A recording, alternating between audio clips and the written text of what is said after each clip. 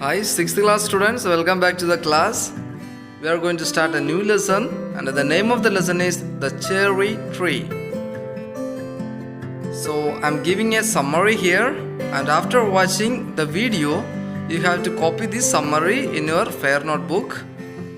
And let me explain you about the lesson with a short summary, and we will enter into the lesson. So, here we can see a person, a boy called Rakesh, and he sowed a cherry seed in his grandfather's garden in Missouri. He was very curious about the growth of the plant, although it was once eaten by a goat and cut by a woman while cutting grass.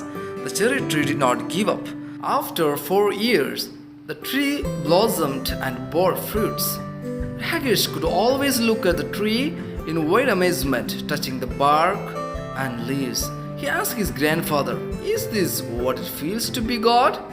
The author has beautifully portrayed the beauty of the nature and climate of Missouri through the character of Rakesh, who is so kind towards his grandfather, and the cherry tree. The author symbolically compares goodness to godliness. So let's start the lesson to know more about this chapter. One day, when Rakesh was 6, he walked home from the Missouri Bazaar eating cherries. They were a little sweet, a little sour, small, bright red cherries which had come all the way from the Kashmir Valley. So, from the starting of the lesson, the writer is introducing a boy called Rakesh who was 6, and he was coming from the Missouri Bazaar eating cherries, and he is telling the sweet how it was. Here in the Himalayan foothills where Rakesh lived, there were not many fruit trees. The soil was stony and the dry, cold winds stunted the growth of most plants. But on the more sheltered slopes, there were forests of oak and deodar. Here, writer want to say the place where Rakesh was living was not a good place to plant many fruit trees. So we can see some kind of trees like oak and deodar. Rakesh lived with his grandfather on the outskirts of Missouri, just where the forest began. His father and mother lived in a small village 50 miles away, where they grew maize and rice and barley in narrow terrace fields on the lower slopes of the mountain. But there were no schools in the village, and Rakesh's parents were keen that he should go to school. As soon as he was of school-going age, they sent him to stay with his grandfather in Missouri. Grandfather was a retired forest ranger. He had a little cottage outside the town.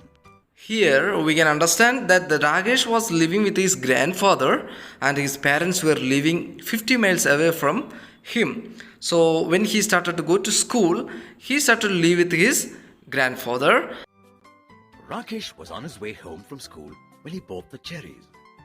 He paid 50 paisa for the bunch.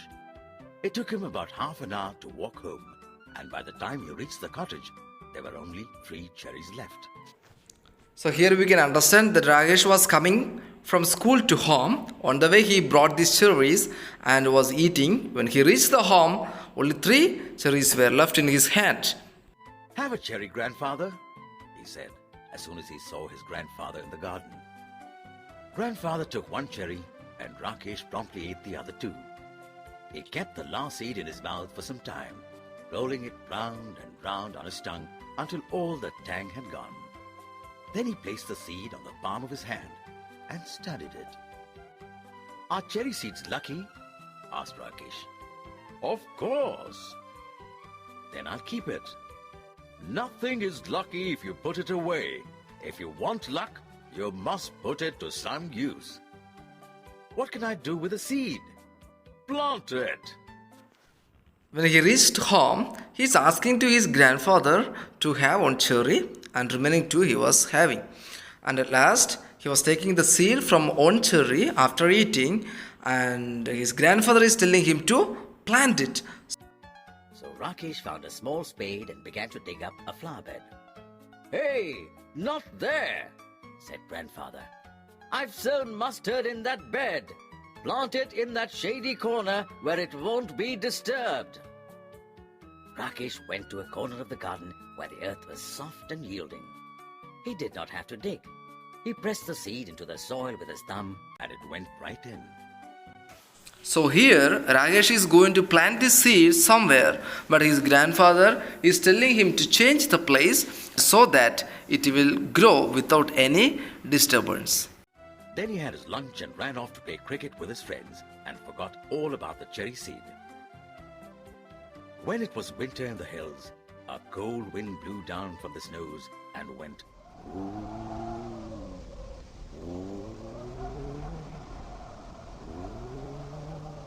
in the deodar trees, and the garden was dry and bare. In the evenings, Grandfather and Rakesh sat over a charcoal fire, and Grandfather told Rakesh stories. Stories about people who turned into animals, and ghosts who lived in trees, and beams that jumped, and stones that wept. And in turn, Rakesh would read to him from the newspaper, Grandfather's eyesight being rather weak. Rakesh found the newspaper very dull, especially after the stories, but Grandfather wanted all the news.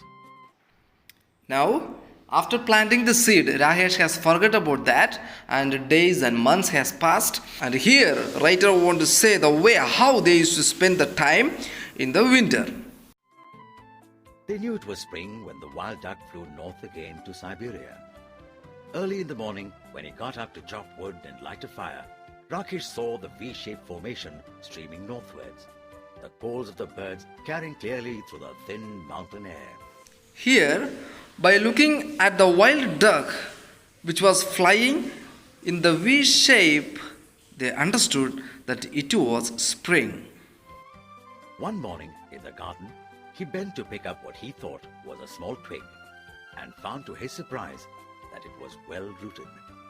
He stared at it for a moment, then ran to fetch Grandfather, calling, "Dada, come and look! The cherry tree has come up." "What cherry tree?" asked Grandfather, who had forgotten about it. The seed we planted last year. Look, it's come up. Rakesh went down on his haunches while Grandfather bent almost double and peered down at the tiny tree. It was about 4 inches high. "Yes, it's a cherry tree," said Grandfather. "You should water it now and then." One day, Rakesh saw the plant has came out, and he is calling his grandfather to see, and they understood that yes, it was cherry tree, and his grandfather is advising him to pour water daily for the plant. Rakesh ran indoors and came back with a bucket of water. Don't drown it. said Grandfather. Rakesh gave it a sprinkling and circled it with pebbles. What are the pebbles for? asked Grandfather. For privacy. said Rakesh. He looked at the tree every morning, but it did not seem to be growing very fast. So he stopped looking at it, except quickly out of the corner of his eye. And after a week or two, when he allowed himself to look at it properly, he found that it had grown, at least an inch. That year, the monsoon rains came early, and Rakesh plodded to and from school in raincoat and gumboots. Ferns sprang from the trunks of trees. Strange-looking lilies came up in the long grass, and even when it wasn't raining, the trees dripped, and mist came curling up the valley. A cherry tree grew quickly in this season. So Rakesh used to watch every day to see how the plant is growing. And fortunately, the monsoon has came very early, and because of the rain, it started to grow faster. It was about 2 feet high when a goat entered the garden and ate all the leaves. Only the main stem and 2 thin branches remained. Never mind, said Grandfather, seeing that Rakesh was upset. it will grow again. Cherry trees are tough. Towards the end of the rainy season, new leaves appeared on the tree. Then a woman cutting grass scrambled down the hillside, her scythe swishing through the heavy monsoon foliage. She did not try to avoid the tree. One sweep, and the cherry tree was cut in two. When Grandfather saw what had happened, he went after the woman and scolded her. but the damage could not be repaired. Maybe it will die now, said Rakesh. Maybe, said Grandfather. But the cherry tree had no intention of dying. But here, two painful incidents happened in the life of Rakesh. When the plant grown up, one day a goat came and ate all the leaves. But grandfather was comforting him, saying that it will come again. After that, when the plant grown up again, a woman came and cut the plant. Now, grandfather also became sad, thinking that it will never come again. By the time summer came round again, it had sent out several new shoots with tender green leaves. Rakesh had grown taller too. He was 8 now, a sturdy boy with curly black hair and deep black eyes. Blackberry eyes, Grandfather called them. That monsoon, Rakesh went home to his village to help his father and mother with the planting and ploughing and sowing. He was thinner but stronger when he came back to Grandfather's house at the end of the rains to find that the cherry tree had grown another foot. It was now up to his chest. Even when there was rain, Rakesh would sometimes water the tree. He wanted it to know that he was there. After many months, summer came and gone. When the monsoon came, Rakesh went to his village to help his parents. And after that, he came back. When he came back, he saw that the cherry plant has grown up to his chest. One day, he found a bright green praying mantis perched on a branch, peering at him with bulging eyes. Rakesh let it remain there. It was the cherry tree's first visitor. The next visitor was a hairy caterpillar who started making a meal of the leaves. Rakesh removed it quickly and dropped it on a heap of dry leaves. "Come back when you're a butterfly," he said. Winter came early. The cherry tree bent low with the weight of snow. Field mice sought shelter in the roof of the cottage. The road from the valley was blocked, and for several days there was no newspaper, and this made Grandfather quite grumpy. His stories began to have unhappy endings. In February, it was Rakesh's birthday. He was 9 and the tree was 4, but almost as tall as Rakesh. One morning, when the sun came out, Grandfather came into the garden to "let some warmth get into my bones," as he put it. He stopped in front of the cherry tree, stared at it for a few moments, and then called out, "Rakesh, come and look! Come quickly before it falls!" Rakesh and Grandfather gazed at the tree as though it had performed a miracle. There was a pale pink blossom at the end of a branch. In the same way, the months and the years has gone. Now Rakesh is 9-year-old, and the tree was 4 but almost as tall as Rakesh.